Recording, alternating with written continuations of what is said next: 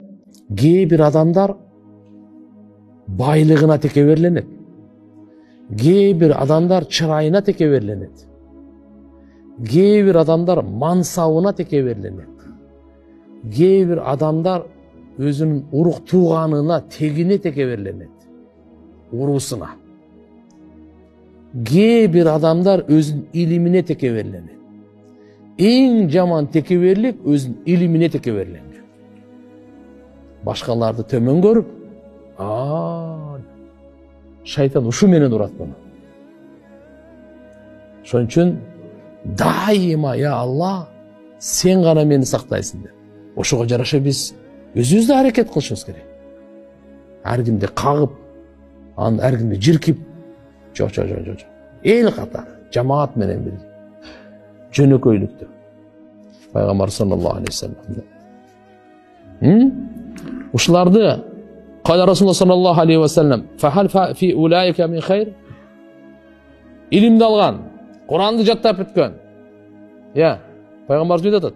Мына ушул адамдарда жакшылык барбы деди эле. Калу. Сахабалар айтты: "Я Расулуллах, ман хаулай?" Булар кимдер деди.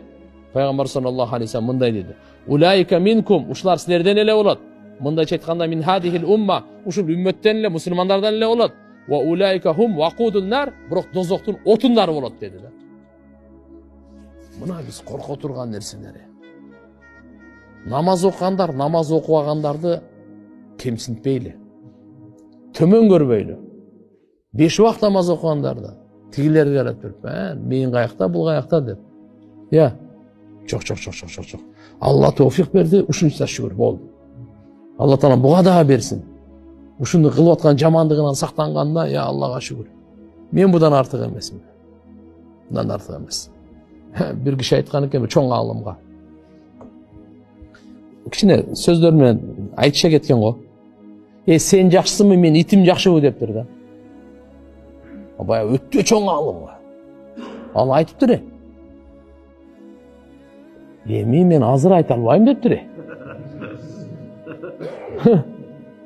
Эртеге пилсироттон аман өтүп кетсем, мен сен итиңе караганда жакшыракмын дептир.